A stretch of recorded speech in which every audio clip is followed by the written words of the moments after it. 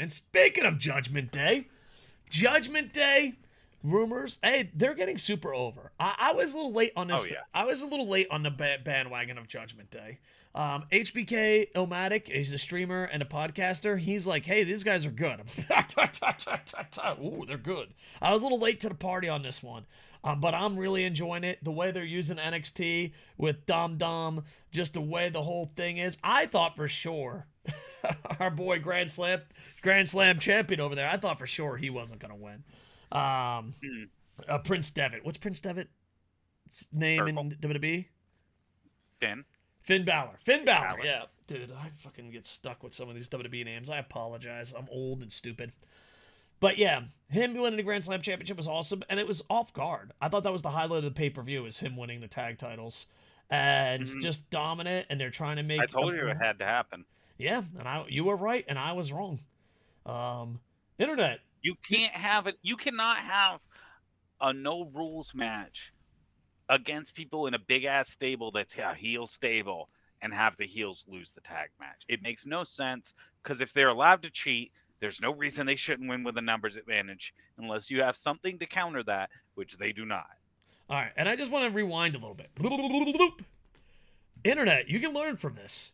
Sid, you were right, and I was wrong. I learned something today. You don't have to always be stuck to your guns if you're wrong. But yeah, and now the internet is wanting a leader. I I always thought Rhea Ripley was the leader, but maybe I'm No. mistaken. Judgment Day is adamant that there's not a leader.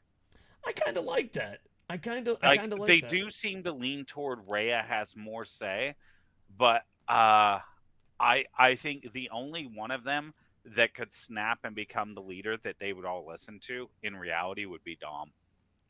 Yeah. If Uh, Dom suddenly like snapped and became more assertive and took control, I think Judgment Day would listen, and I think it would make sense for them.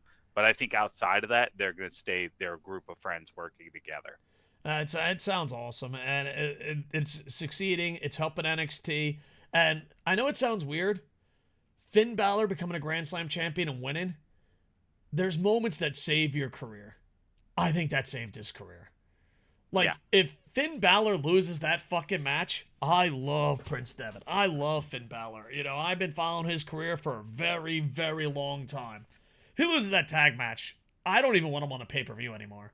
I'm like, well, well, they dude, let's also not had to waste win it time. because of the way they postured the story. They kept having it where it was like they were on the fringe of breaking up as a group as the storyline. That was the way they were doing the story. It was like there were Yeah. tense relations between Finn and Priest. They needed that win, I think, to stabilize as a group in kayfabe. Well, and I agree, but I thought, counterpoint, which I was wrong, but let me just counterpoint something I was wrong about. I thought Finn Balor loses and they kick him out. I thought that That was would the have been route they were going. savage. Yeah, yeah. I was wrong, but yeah. But overall, these guys are doing a great job. How they're using them in NXT is absolutely fantastic. Finn Balor winning that tag match saved his fucking career because I am a huge fan of Finn Balor, even though I call him Prince Devitt all the time. We remember who you were, We Urkel. know who you were. Put up your bullet club sign. Can you do that, Raccoon? Uh, That's why we know that you've got that son.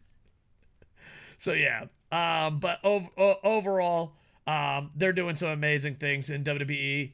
Um, you can like more than one company and think they do amazing things. I was late to the party on this. Other people have said it's gonna get over.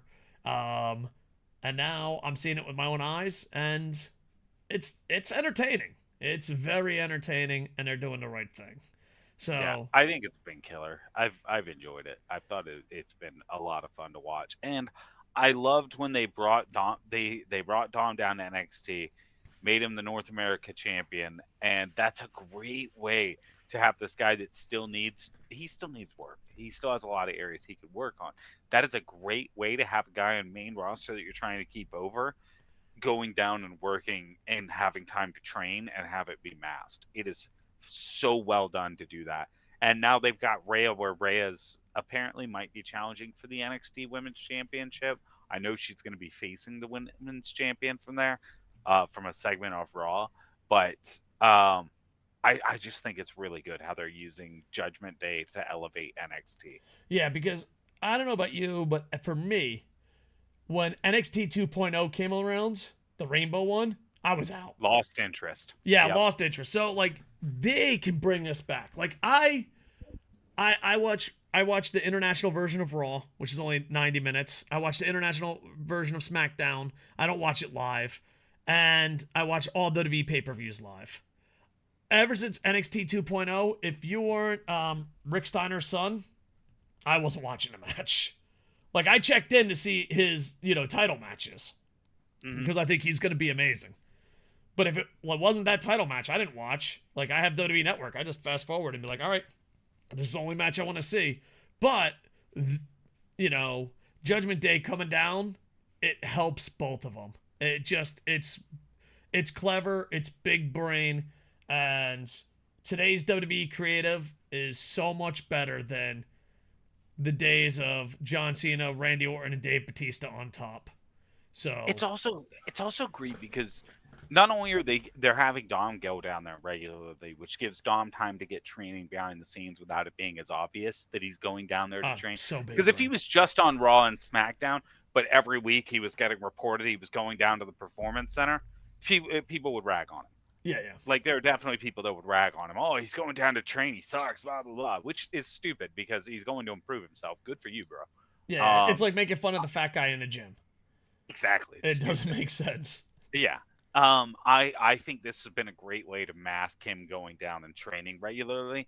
And also I think it's been a phenomenal way to have a woman that I think most people universally agree gets it and is the total package in terms of women wrestlers, Rhea Ripley, who clearly she's good. Like she puts on banger matches, she's good on the mic, she's a good character worker. It is another great opportunity to get her down weekly or at least every other week pretty consistently, basically offering chances for them to learn from her too, and how that transition from NXT to main roster for her was. I think it's all around. It's so big brain and genius. I love it. Yeah, yeah. So give yourself a Barry Horowitz, and good luck. Oh,